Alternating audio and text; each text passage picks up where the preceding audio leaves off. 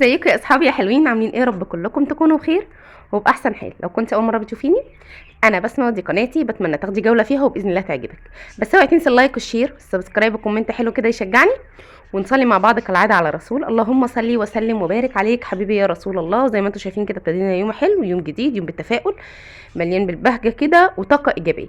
كان عندي غسيل ابيض، قلت اسمي الله كده معاكم بالهمبرجرايه اللي مقلوبه على ظهرها دي يا عيني، وايه قلت انشر معاكم. بصوا بقى، ابتديت يومي من العصاري، مش من الصبح بدري الصراحه، لان انا ببقى يومي اتقلب، وانا ده اكتر وقت ببقى مش حباه الصراحه. إيه احلى يوم لما بتصحي من الصبح بدري وبخلص كل حاجاتي واصور معاكم كده والكلام ده كده كله. حتى بصوا العصاري اعرفوا ان الشمس قصاد السور بالظبط كده، مش من قدام. قبل ما احط الستاره دي كنت بحب اصور لكم المنظر ده، كان تحفه، كله اشجار كده وفضا وخلا وحاجات حلوه كده. المهم، نرضى بقى بالامر الواقع، والستاره المقلوبه يا عيني ديت هي اتعلقت بالغلط، متفهموش ازاي، بس يلا الحمد لله. إيه، نشرت وخلصت ودخلت بقى ايه. بصوا، هو يومي مش هيبقى طويل قوي معاكم، انا بجهز الغدا. غدايا النهارده سمك، بس قلت ادردش معاكم شويه، نغسل مع بعضينا المواعين شويه. اللي انا بعمله دوت ده النعناع اللي كنت جايباه بلدي. يلا الحمد لله بقى. بصوا الموضوع عمال يقل يقل يقل. جايبه خمس، المفروض الحزمه بجنيه، جبت خمسه ب5 جنيه، بس الحزمه صغنغونه خالص، في حزمه قد الصبع وفي حزمه اطول شويه، بس ما فيهاش، هي كام عود بس كده صغنغانين. انا جايبه نعناع فتله، بس البلدي برضو لا يعلى عليه. عند ماما زرع نعناع اللهم بارك، بس كتير بقى. والنعناع على فكرة من اللي انت بت...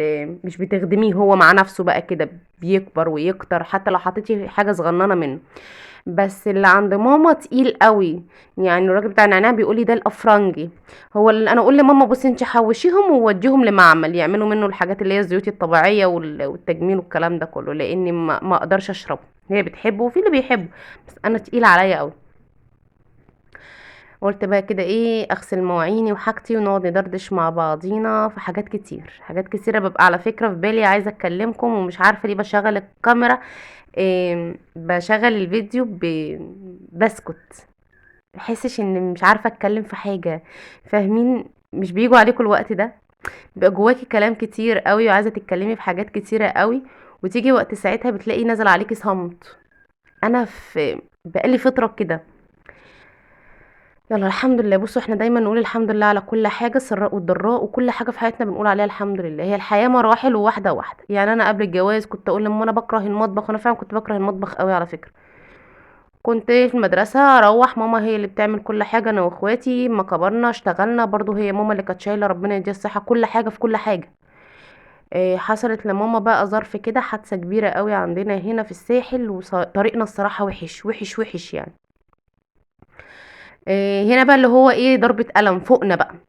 فكان لازم نرجع من شغلنا نخلص بيت والاكل والمواعين وحاجات. عارفين بقى خناق الاخوات، اللي هو انتي دور وانا دور، ومقسمينها. مثلا انا عليا المطبخ والمواعين، واختي كانت الكبيره بقى خلاص متجوزه، فانا واختي الصغيرين، فهي عليها ايه مثلا البيت، والعكس انا يوم عليا اروق البيت، وهي عليها يوم ايه تعمل الاكل والمواعين والمطبخ وكده. كنا نتخانق مع بعضينا على التافهه، وحياة ربنا. بيتهيالي كل الاخوات عملوا كده.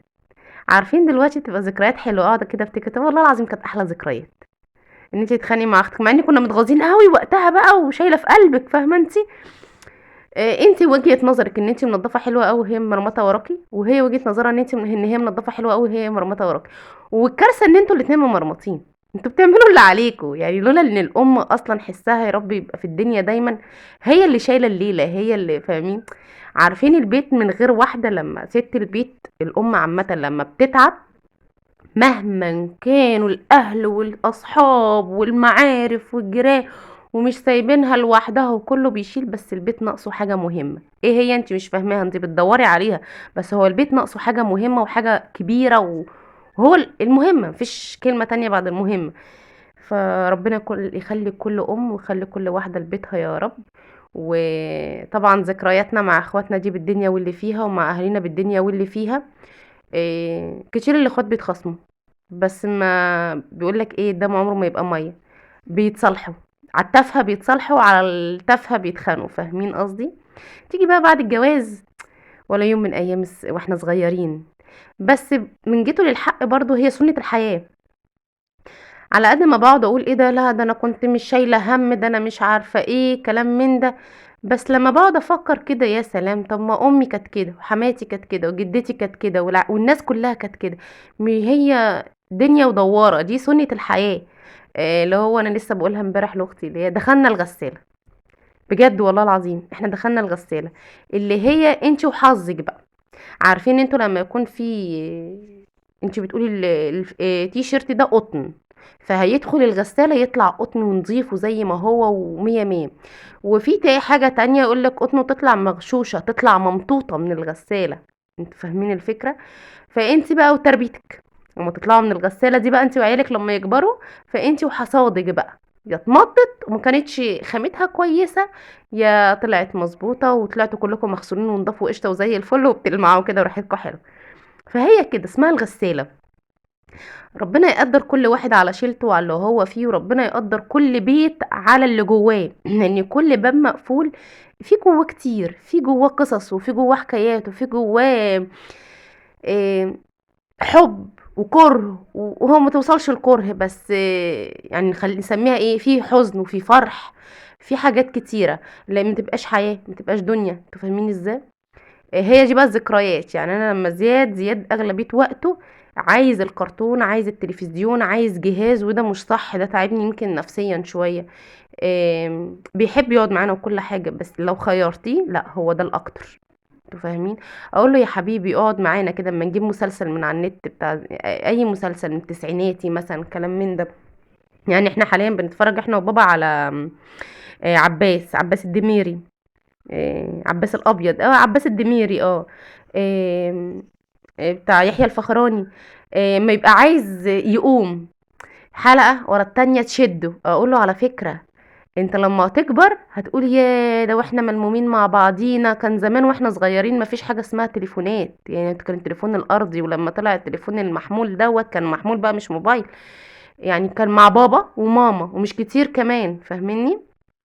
كنت بتشتري التليفون والخط اغلى من التليفون، فاهمين الفكرة عاملة ازاي؟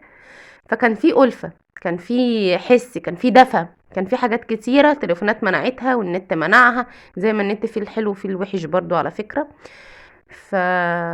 ذكريات زمان حلوة. انا مفتقدة ذكريات انا واخواتي واحنا صغيرين، مفتقدة شد شعور بعض. والله العظيم كنا بنشد شعور بعض. وانا كنت عصبية صراحة، عصبية قوي قوي قوي. كانت ماما تقفل علينا الباب ونمسك في شعور بعضينا، وعارفين انتوا، لا انتي سيبي الاول ولا انا سيبي الاول كنا صغنانين قوي بقى، صغنانين قوي قوي قوي. قبل ما كنت بحكي لكم مثلا انت عليك الدور في حاجه وانا عليا الدور في حاجه، وعلى فكره عليك الدور وعليك الدور ديت كانت برضو مع اختي الكبيره قبل ما تتجوز برضو. ف الحمد لله على اللي احنا فيه، والحمد لله على ذكرياتنا، الذكريات نفسها قولي عليها الحمد لله. دايما نقول الحمد لله يا رب على النعم اللي اعتدنا عليها، لان احنا في حياتنا نعم كتيره قوي احنا بننسى نحمد ربنا عليها.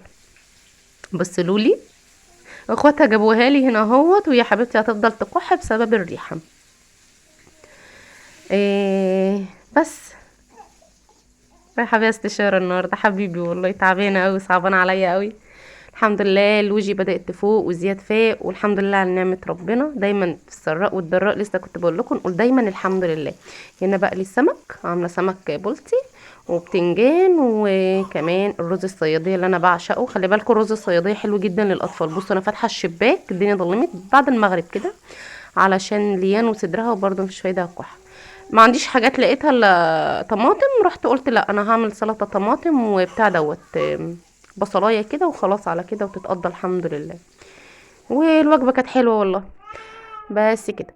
فانا عملت غدايا ولقيت لسه شويه على بابا، رحت جايه ايه بقى مغلفه كده، غلفت السمك وغلفت البتنجان، واجي السلطه مغلفاها كده بالاسترتش، عشان الحاجه التانية مغلفاها بالالمونيا علشان يفضل حافظه الحراره بتاعتها شويه.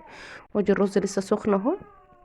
بس كده يومي كده خلاص معاكم، دردشت معاكم شويه يوم في السريع في الذكريات كده، ودايما نقول الحمد لله ونفتكر ربنا دايما. يا جماعه بلاش ننساه، بلاش نقول اشمعنى انا مش حلوه. المهم استنوني في فيديو بكره باذن الله، وهتنسى اللايك والشير والسبسكرايب، ولا اله الا الله محمد رسول الله.